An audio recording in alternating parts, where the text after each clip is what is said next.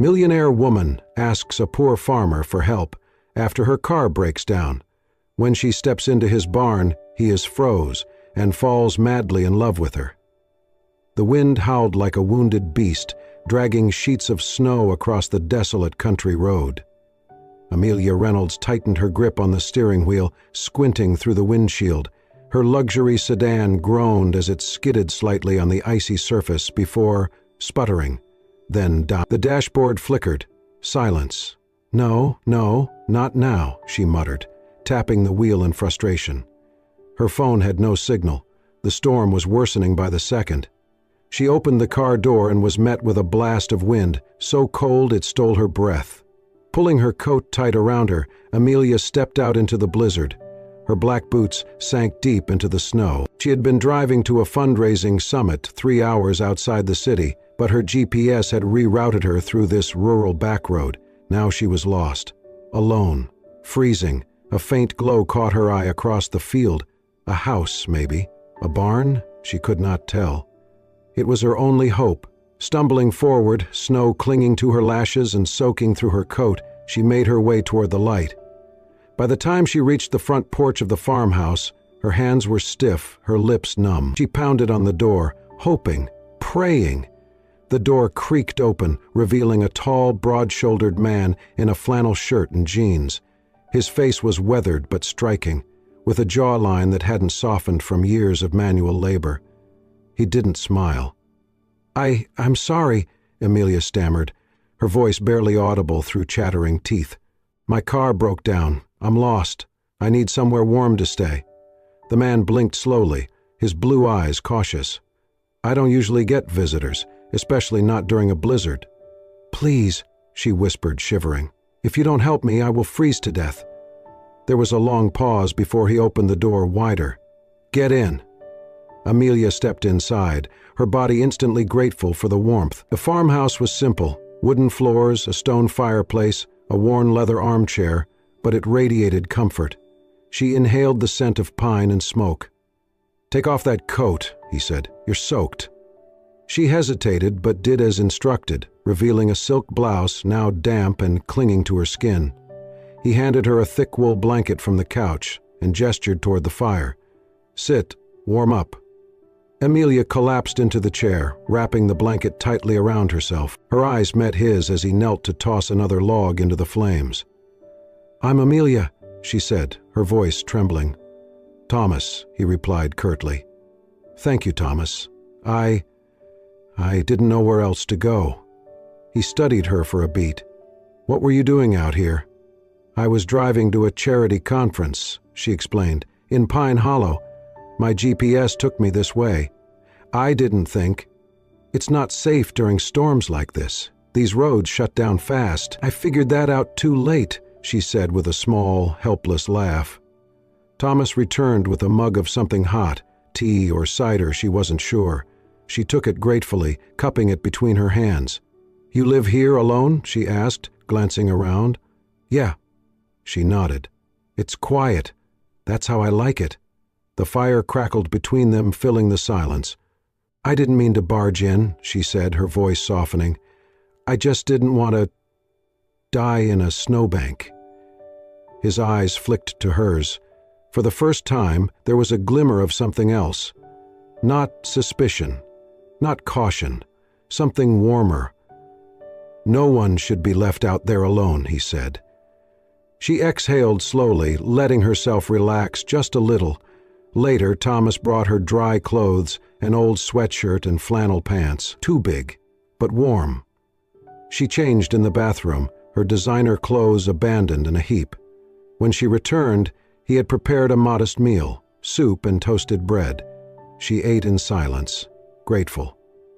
"I'll set up the guest room," he said. "You'll be safe here tonight." Amelia looked at him, truly looked at him for the first time. There was something in his posture, something guarded, heavy, like a man who had carried too much for too long. "Thank you," she said again, quieter this time. He nodded and left the room. Alone now, Amelia sat by the fire, staring into the flames.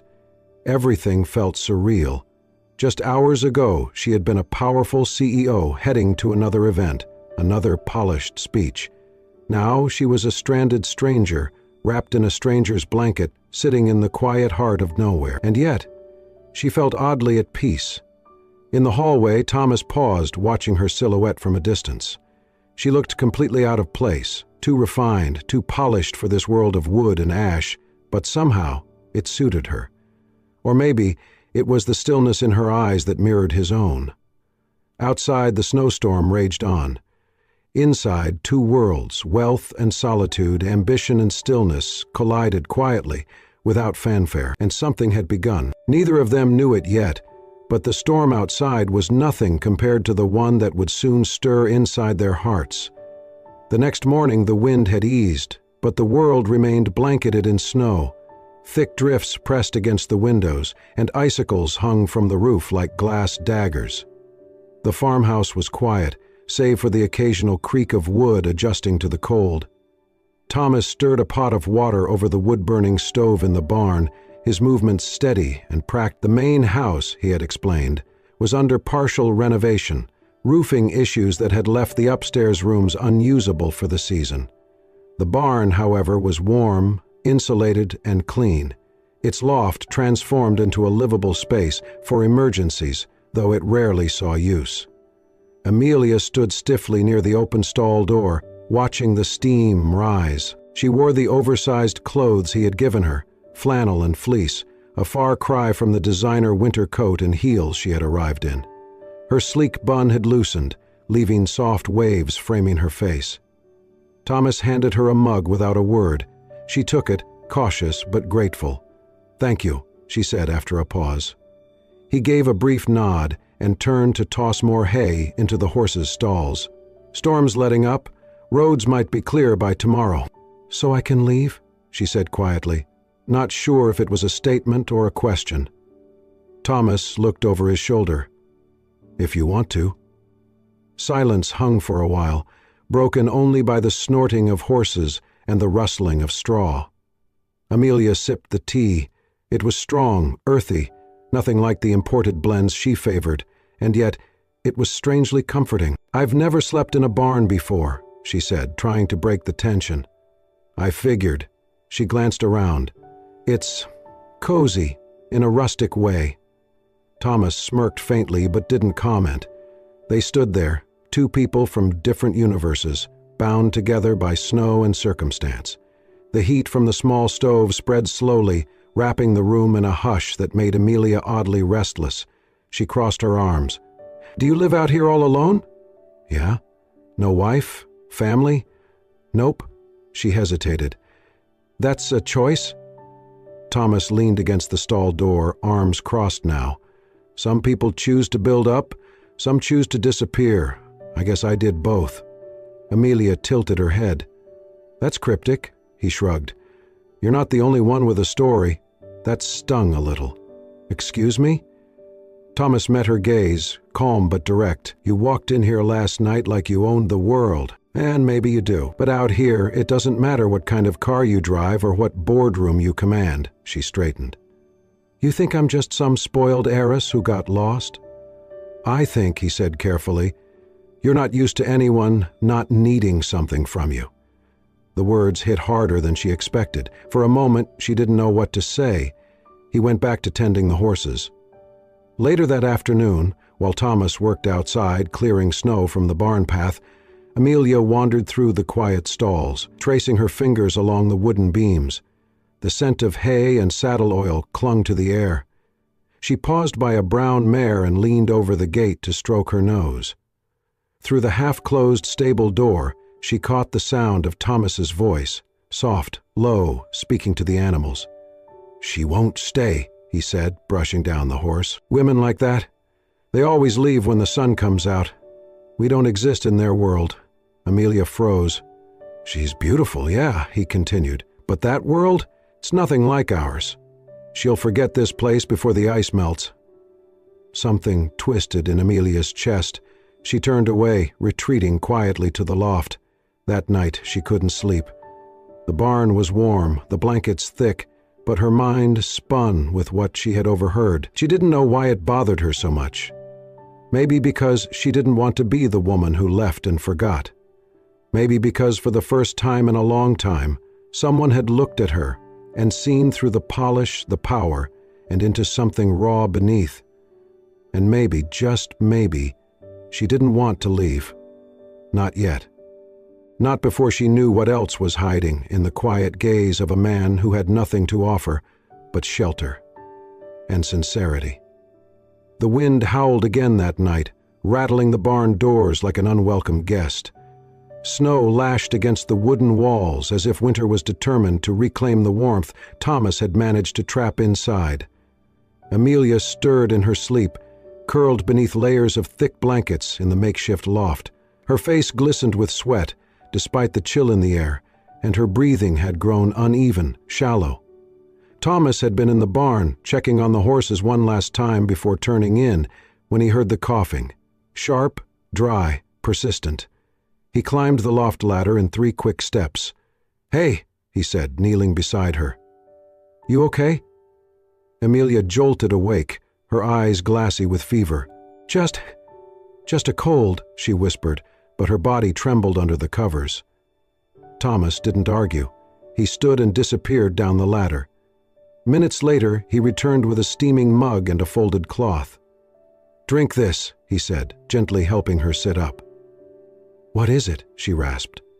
"Elderberry and honey. Works better than half the stuff you'll find at a pharmacy." She took a cautious sip. The warmth soothed her throat almost instantly. "Thank you," she murmured, her voice barely audible.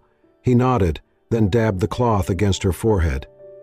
"Your fever's not too bad yet, but you need to rest." She blinked at him, surprised at his gentleness. "You always take care of strangers like this?" He shrugged. "Only the ones who might freeze to death in my barn." A faint smile touched her lips. "You're kinder than you let on." Thomas looked away. Don't read too much into it. But something about the way her voice trembled, the way she held the mug with both hands as if anchoring herself to it, something made him linger. "I used to get sick a lot," she said suddenly. He looked up. "Yeah?" She nodded, eyes distant now. "When I was a kid, foster homes, group shelters, some were fine, some were not." Thomas stayed silent, letting her speak. "I remember one winter," she continued, voice thin. "I had strep throat and no one believed me. Thought I was faking it to skip school. I lay in a storage closet for 2 days before a teacher found me." His hands clenched around the edge of the stool, jaw tight. It's fine," she cut in quickly, though her voice wavered. "It's just, sometimes the body remembers what the mind tries to forget." He didn't know what to say. He wasn't used to people sharing this way, so open, so raw. "I don't usually tell people that," she added, glancing at him. He met her gaze. "Why me?" She hesitated. "Because you didn't ask." That silenced him. Outside, the wind picked up again. Inside, the air was filled with something quieter. He reached over and adjusted the blanket around her shoulders, more gently than he meant to. "You should rest." She nodded and laid back down, her breathing still uneven, but steadier now. Thomas remained there for a while, sitting beside her, listening to the rise and fall of her breath. He wasn't sure when it happened. Maybe it was the way the firelight danced across her face, softening the edges of someone who had built walls so high even she forgot they were there. Or maybe it was the way her lips curved slightly in sleep, the way she looked. Safe.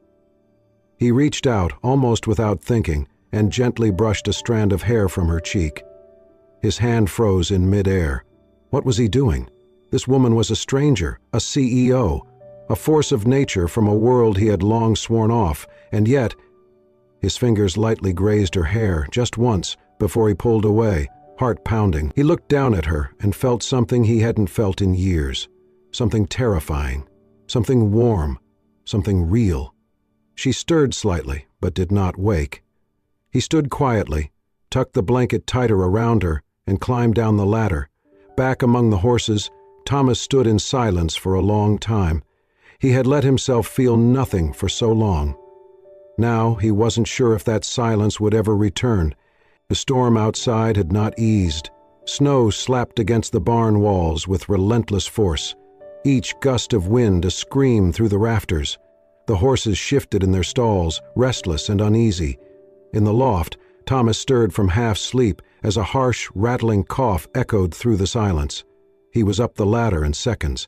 Amelia sat upright, shaking beneath the thick quilt, one hand pressed against her chest as another cough ripped through her. Her face was flushed, eyes watery. She looked like a woman fighting her own breath. "Hey," Thomas said softly, "you're burning up." "I'll be fine," she managed hoarsely, voice dry and cracking. "No, you won't."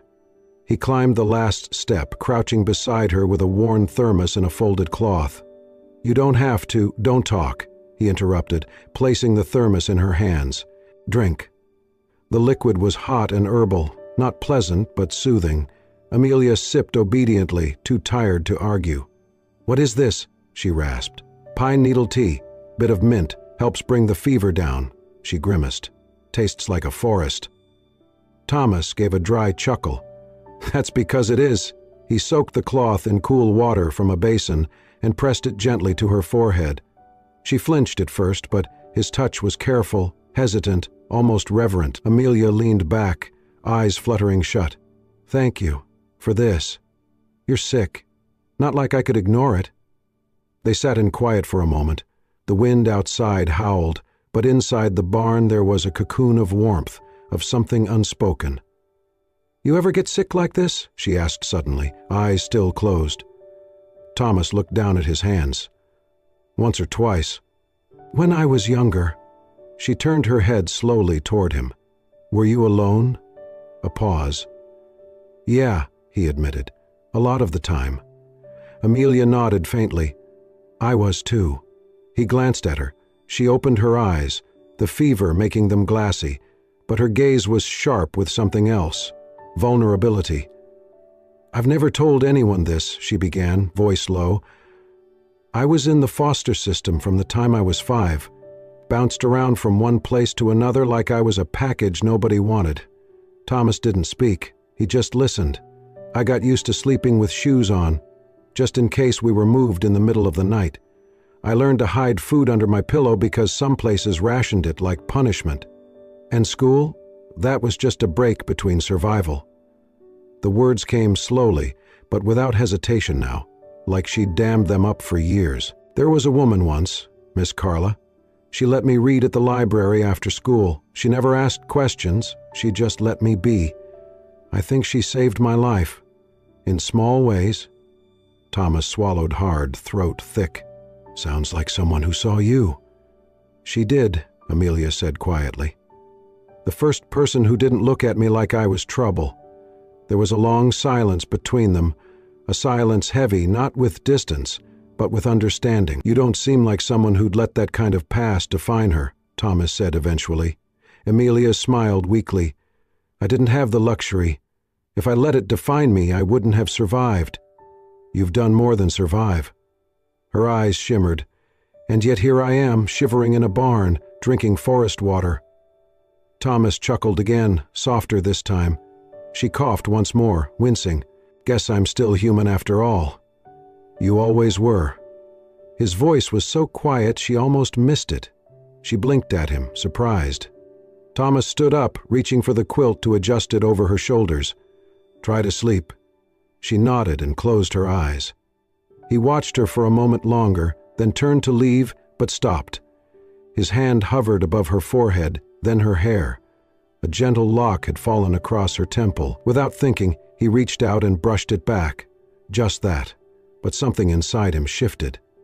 He looked down at her sleeping form, the tension in her brow softening, the corners of her mouth relaxed.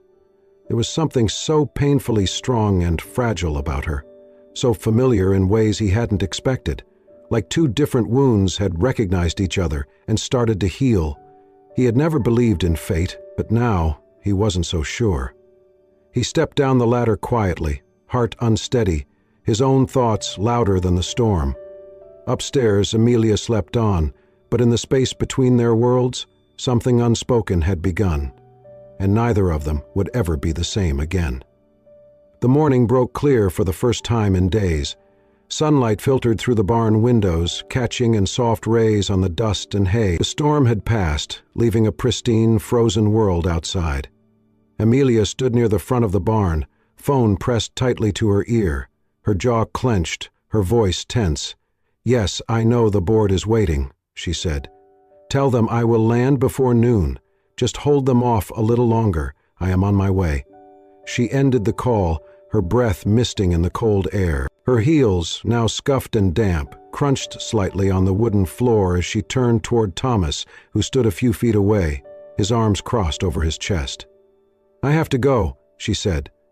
"I figured," he replied, voice flat. "They need me back in the city. I have a meeting that could decide everything I have built." Thomas nodded once. "Of course. People like you have places to be."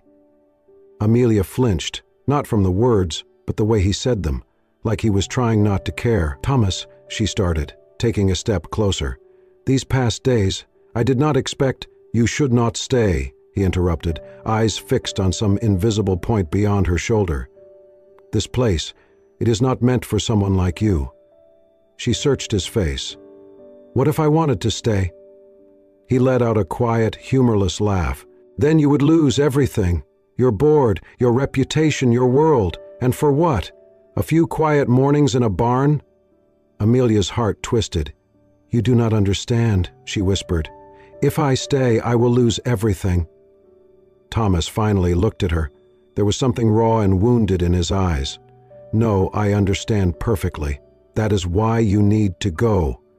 Outside, the engine of the repaired vehicle idled, waiting. Amelia stood in silence for a moment, then nodded. She turned to leave, walking slowly toward the barn door, but just as she reached it, she paused. She turned around, her eyes shining with something she could not hold back. In 2 quick steps, she crossed the distance between them and threw her arms around him. "I do not know why this hurts," she murmured into his shoulder. "But it does." Thomas hesitated for a moment and then wrapped his arms around her. The embrace was tight, fierce, wordless. Then she pulled back just enough to look at him, and in that look something unspoken passed between them, something neither had the courage to say aloud. Amelia leaned in, and they kissed. It was not passionate, not wild. It was slow, quiet, and full of things unsaid. It was a goodbye wrapped in hope, a promise never made, a future never asked for. When they parted, she lingered for a moment, her forehead resting against his. "Take care of the horses," she whispered. Thomas gave a soft smile, always, and then she was gone. The barn door creaked open and slammed shut behind her. The cold rushed in for a second, then faded as the silence returned. Thomas stood still, hands clenched at his sides. He did not move until he heard the sound of the car driving away, tires crunching on snow, fading into the distance. When he finally sat down, it was in the same spot she had rested 2 nights before. He closed his eyes and leaned his head back against the wall, exhaling slowly. The barn had never felt so empty, but it was not just the cold he felt anymore. It was absence.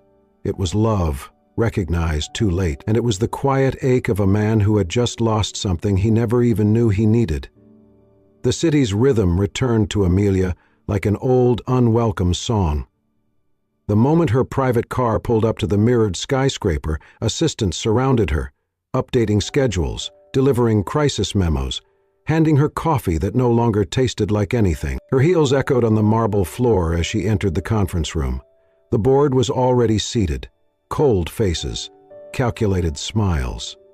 "We are glad you could rejoin us," one of the older partners said, his tone clipped. Another executive glanced at his tablet.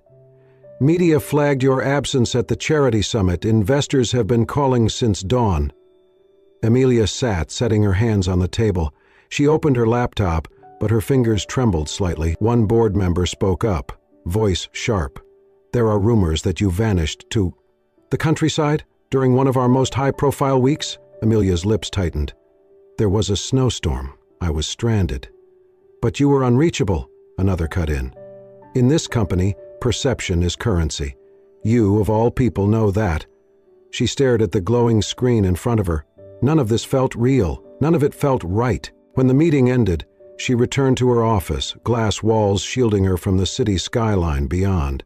The city stretched endlessly, glittering like ambition itself, but it no longer dazzled her. She sank into the leather chair, removed her earrings, then opened the side drawer for a breath mint. That was when her fingers brushed something soft, a folded square of flannel. She pulled it out slowly. Thomas's handkerchief, the one he had wrapped around her wrist when she was coughing that night in the barn. She had forgotten it in her coat pocket, but never thrown it away. Her breath caught, and then, without warning, tears spilled down her cheeks. They fell silently, soaking into her designer blouse, her perfect hair, her branded identity. She turned her chair away from the city and hugged the handkerchief to her chest. "I am a millionaire CEO," she whispered through the tears, "but I have never felt so empty." That night she stayed in the office long after the lights in the building had dimmed. She did not answer emails. She ignored calls. She just sat in the stillness, feeling everything she had ignored for far too long. The next morning, her assistant entered, hesitating at the doorway. "Ma'am, you may want to see this." He handed her a newspaper. On the front page was a photograph, familiar eyes, familiar flannel shirt. Thomas, standing beside a county sheriff accepting an award. The headline read, "Local Farmer Honored for Bravery in Blizzard Rescue." Amelia stared at the image, heart thudding. The article detailed how Thomas had provided emergency shelter during the storm and how his resourcefulness had potentially saved lives along that stretch of rural road. It mentioned how he lived quietly, asking for nothing in return. She traced the photo with her finger, eyes watering again. He had saved her, body and soul, and she had walked away. She set the paper down and stood slowly, walking to the window. The skyline no longer looked powerful. It looked distant, artificial. She had built an empire. She had built a name. But it was not enough, because in a barn, somewhere beneath snow-covered hills, she had found something no title could ever give her: peace, warmth, love, and she had left it behind. The gravel crunched beneath the tires of the black rental car as it pulled up slowly to the edge of the wooden fence. The sky was painted in streaks of soft amber and lavender, and the last golden rays of the sun lit the field behind the barn like a fading memory. Amelia turned off the engine, her hands trembling slightly on the steering wheel. She had been driving for hours, the handkerchief Thomas had once tucked gently into her hand, resting on the passenger seat beside her. It was just a simple piece of fabric, but she had carried it like it was something sacred, a reminder of something she thought she had lost forever. Her heart pounded. This was foolish, she thought, reckless, emotional. But then she looked out and saw him, and all the logic in the world fell silent. Thomas was near the fence, hammer in hand, securing a loose board. His posture was the same, strong, steady, but something in his expression as he glanced up and saw her changed in an instant. The hammer froze mid-air, his breath caught. Their eyes locked across the field like magnets reconnecting after being apart too long. Amelia stepped out of the car slowly. The wind tugged at her coat and her hair, but she barely noticed. Her heels crunched softly on the gravel as she walked toward him. She stopped just a few feet away. For a long moment, neither of them spoke. The last time they stood this close, she had walked away. Now she had come back. Thomas broke the silence first, reaching slowly into the pocket of his flannel shirt. He pulled out the handkerchief. Her handkerchief. It was slightly faded, but carefully folded, like it had never left his possession.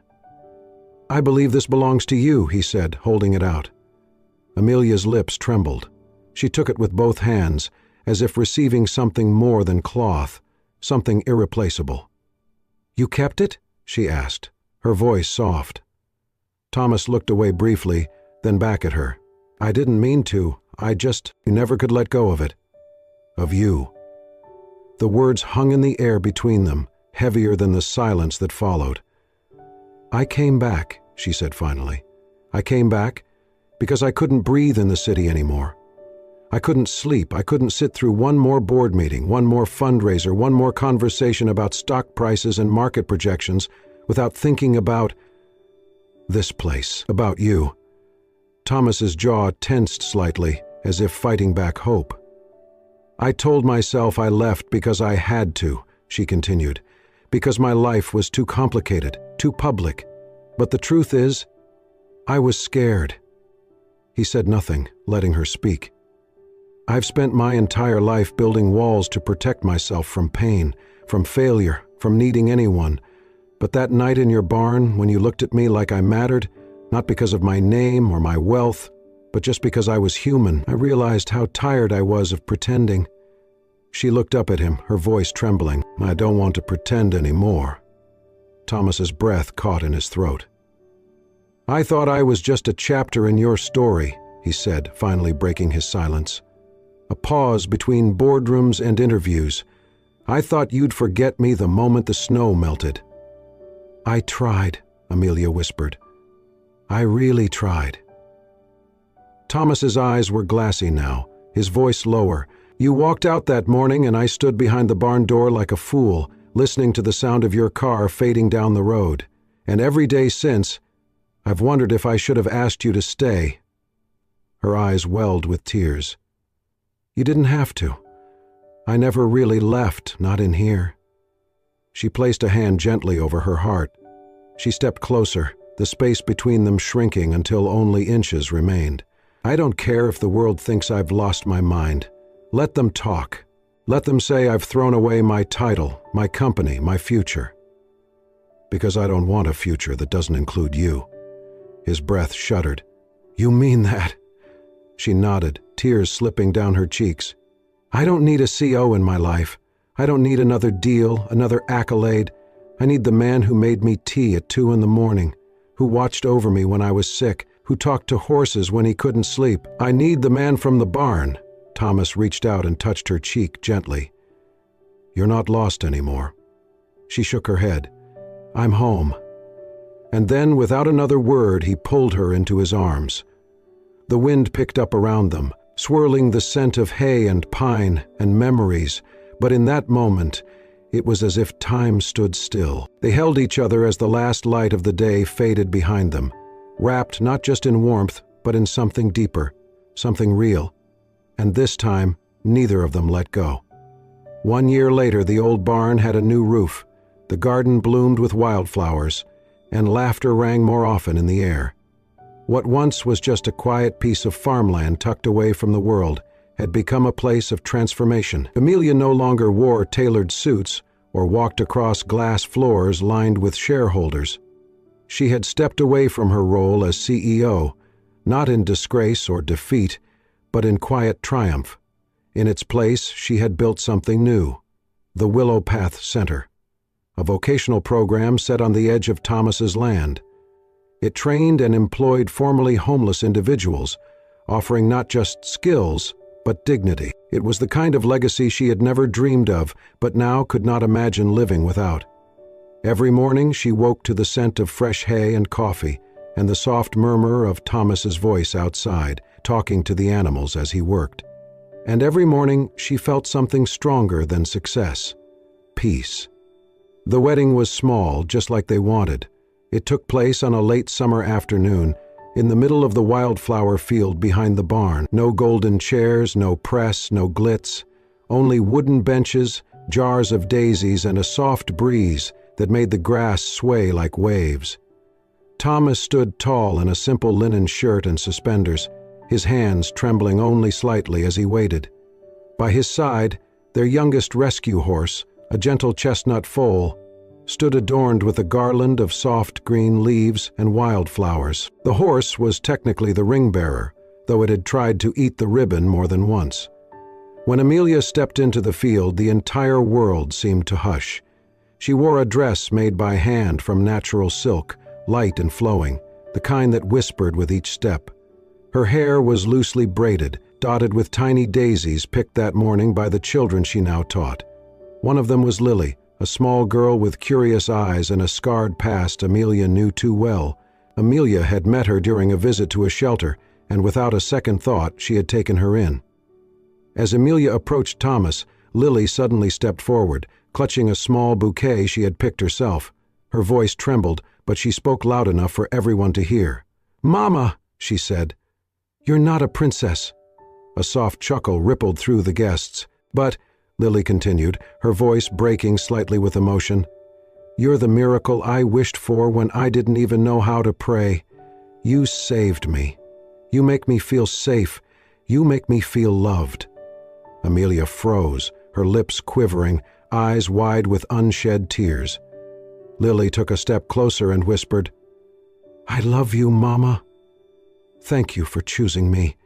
Thomas reached out, his hand finding Amelia's, and the two of them stood there, tears streaming, holding on to each other and the small voice that had just given them a gift greater than any fortune. The ceremony was brief, intimate, spoken in soft words and knowing glances. When they kissed, it was not with the fervor of fairy tales, but with the deep understanding of two people who had fought to heal, to rebuild, to trust. As the sun began to set, the fields turned to gold. The guests gathered under string lights and passed plates of food made with love, vegetables from the garden, bread from a neighbor, pies from the bakery downtown. Music played from a single speaker, and the children danced barefoot in the grass. Later that evening, as twilight settled and the stars began to appear, Amelia and Thomas stood at the edge of the field, arms wrapped around each other. "You know," Amelia said, her cheek resting on his chest, "we never did have a perfect story." Thomas smiled. "Good. I never wanted perfect. I just wanted real." She looked up at him. "Do you think we're enough?"